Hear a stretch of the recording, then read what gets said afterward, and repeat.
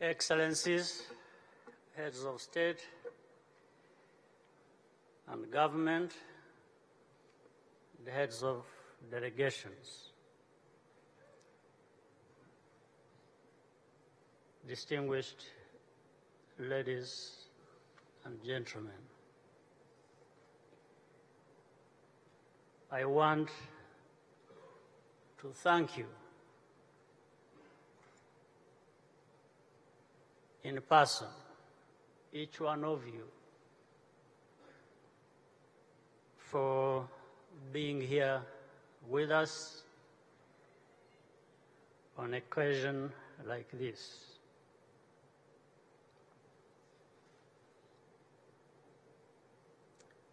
Ndagira ngo mbanze nsabe abanyarwanda badukurikiye hirya no hino mu gihugu banyemberere mbwire abashyitsi bacu mu ndimi z'amahanga. Abanyarwanda turahorana kandi muri bushobore no kubikurikira mu Kinyarwanda. Muranyihanganira rero.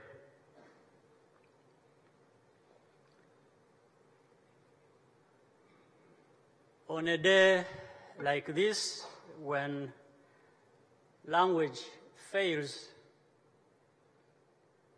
the first words that come are words of gratitude. To you, the friends by our side on this heavy day, including the different leaders present, I once again say thank you very much. Many of you have been with us all along, and we cherish you for contributing to the healing and rebuilding of Rwanda. I also thank my fellow Rwandans who joined hands to recreate this country.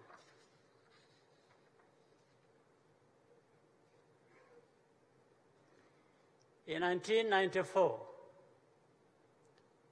there was no hope, only darkness. Today, light radiates from this place.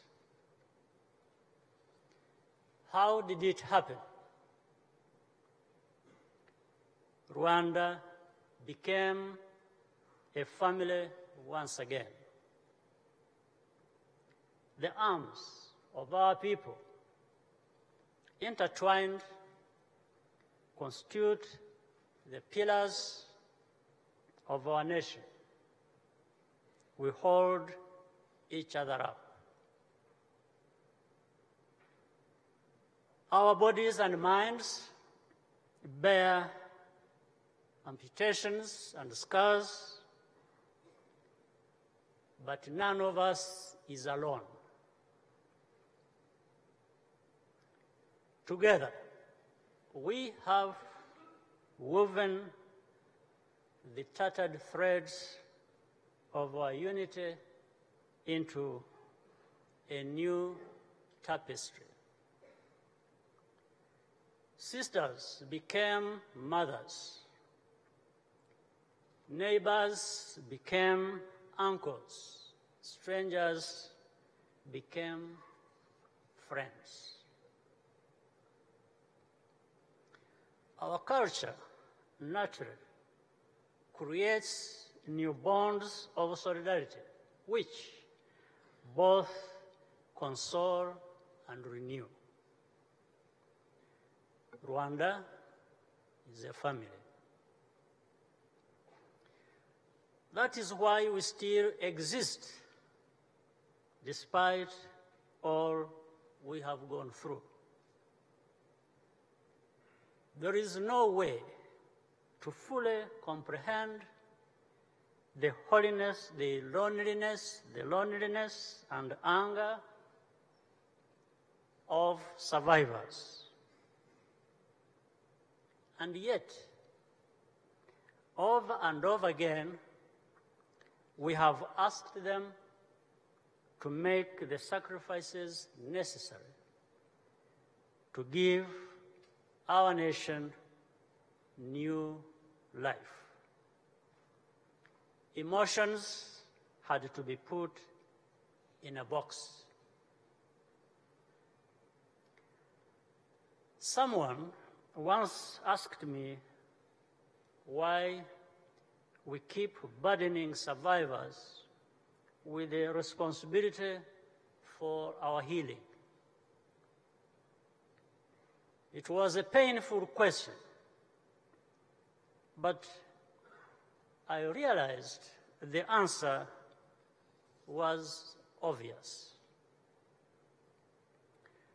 Survivors are the only ones with something left to give,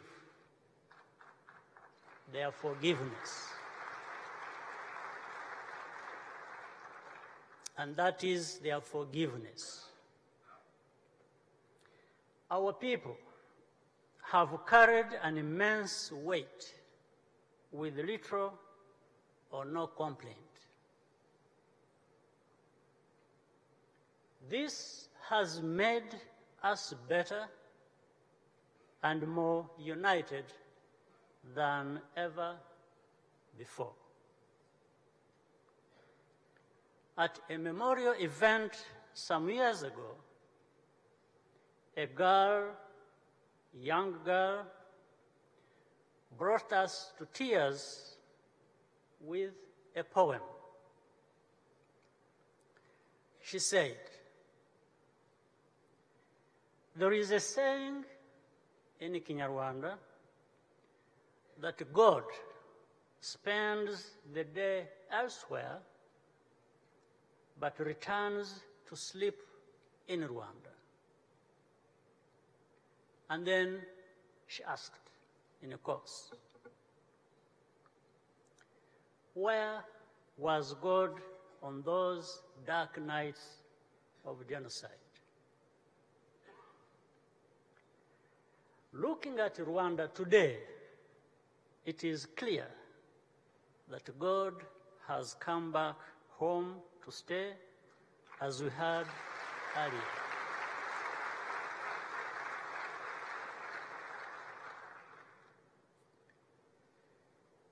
To survivors, we can only say thank you. Your resilience and bravery represent the triumph of the Rwandan character in its purest form.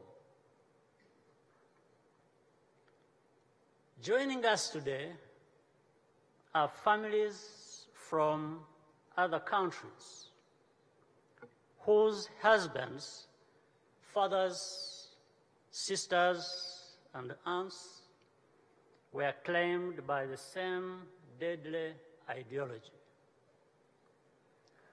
The Belgian peacekeepers murdered 25 years ago this morning.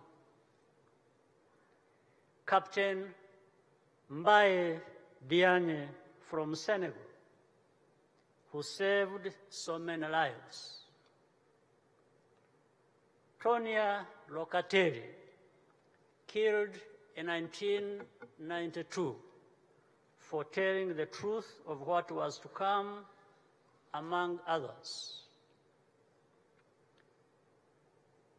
The only comfort we can offer is the commonality of sorrow and the respect owed to those who had the courage to do the right thing. Our people and other people many other people around the world also stood up and made a difference. Ambassador Karol Kovanda from the Czech Republic joined colleagues from New Zealand and Nigeria to call for action to stop the genocide, despite the indifference of more powerful states. And my brother, as you heard, Prime Minister Abiy Ahmed knows where Rwanda is coming from, having served in an Ethiopian peacekeeping contingent after the genocide, together with the troops from elsewhere in Africa and beyond. Thank you all for your presence. Those among us who perpetrated the genocide or stood by passively are also part of our nation. The willingness in a number of cases to tell the truth, pay the price, and rejoin the community is an important contribution. The witness of perpetrators is irrefutable proof, if any was still needed, that genocide happened. Genocide hibernates as denial. Both before the killing and after, there is a long chain of events which are interconnected. Revisionism is not merely demeaning, but profoundly dangerous. The genocide did not begin on one specific day. For decades.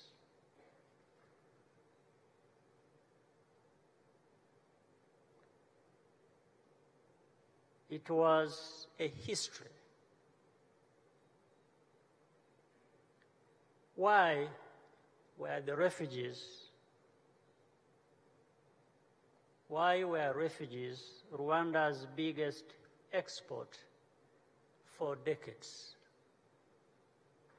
Why were the same people repeatedly targeted for persecution and massacre from the late 50s to the 1990s? Why were bodies dumped into rivers to send them back up the Nile where they supposedly came from? Why did some parents even kill their own children who looked a certain way? None of that started with a plane crash. So where did it come from?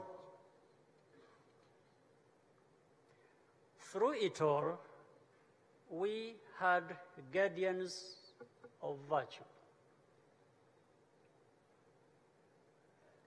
Abarinzi b'igihango and other righteous citizens, our rebirth was seeded by their actions. The young girl portrayed in the play we just saw, who took it upon herself to care for a baby survivor despite the objections of her family.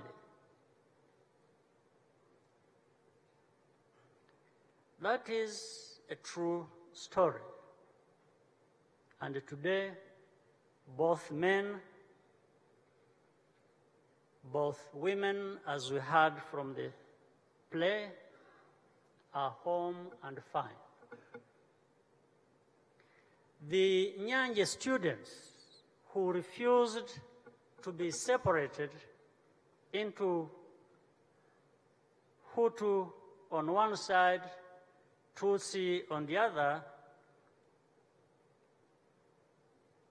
is clear. They never betrayed each other. 6 were killed, 40 were wounded. All are heroes. These are examples of the Rwandans who kept us from losing everything. But most of us are neither survivors nor perpetrators. 3/4 of Rwandans are under the age of 30. Almost 60% were born after the genocide. Our children enjoy the innocence of peace. They know trauma and violence only from stories. Our aspirations rest in this new generation. Mature trees can no longer be molded, but seeds contain endless possibility. Rwanda's young people have everything needed to transform our country. They have the responsibility to take charge more and more and participate fully in securing the Rwanda we want and deserve. We are far better Rwandans than we were. But we can be even better still. We are the last people in the world who should succumb to complacency. The suffering we have endured should be enough to keep our fighting spirit alive. And here let me say one thing that I hate to say, and we shall, as much as we can, avoid. For those who think our country has not seen enough of a mess, and in the defense of those children you saw and others in this country and our nation, and by the way, we claim no special place, but we have a place to claim.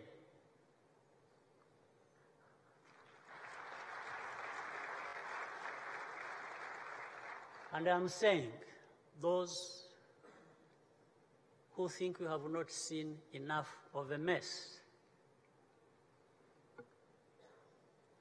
and want to mess with us, whether they are from here or from outside.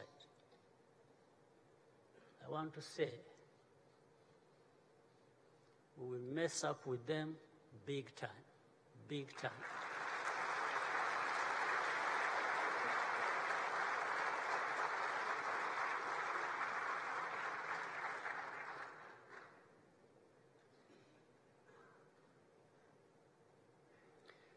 So that's about the fighting spirit that is alive in us. What happened here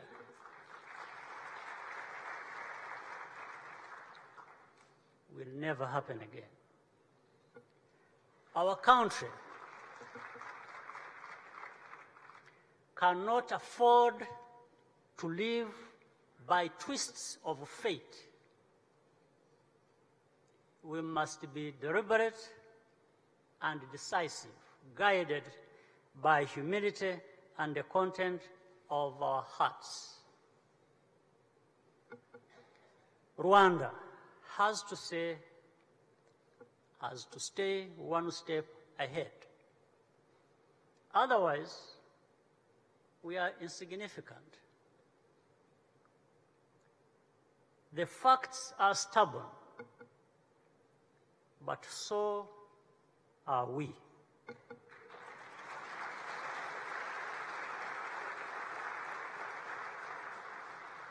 We really have to be.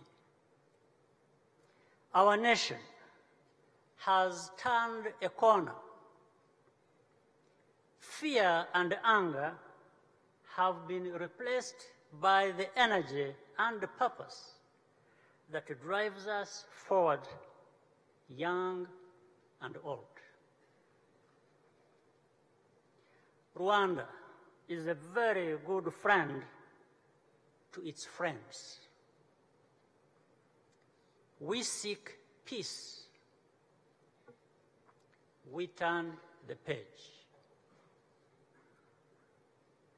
But no adversary should underestimate what a formidable force Rwandans have become as a result of our circumstances.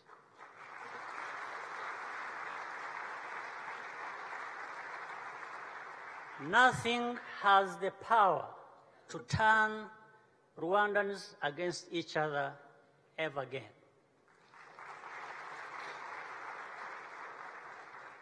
This history will not repeat.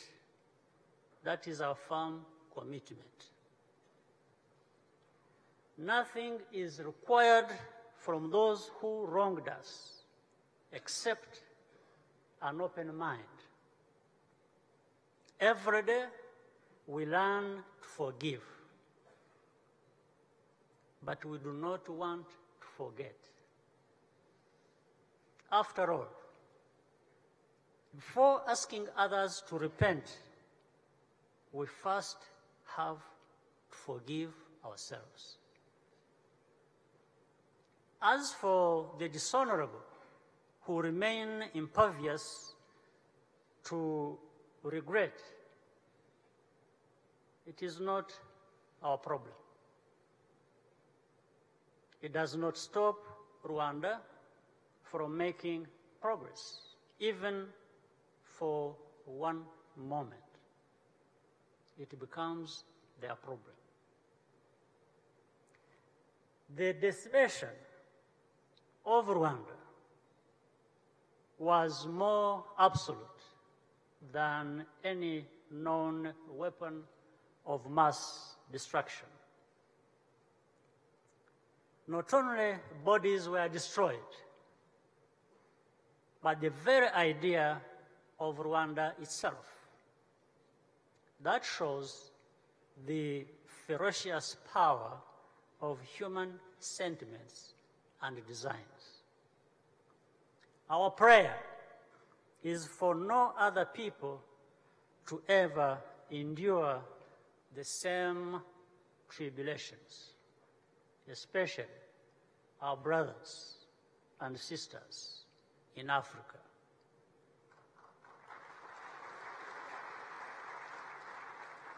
never accept it. Confront the apostles of division and hatred, who masquerade as saviors and democrats. Our commonalities are always infinitely greater than our differences. No society is above any other, much less immune to fragility. In the end, the only conclusion to draw from Rwanda's story is profound hope for our world. No community is beyond repair, and the dignity of the people is never fully extinguished. 25 years later, here we are, all of us, wounded and heartbroken, yes, but unvanquished.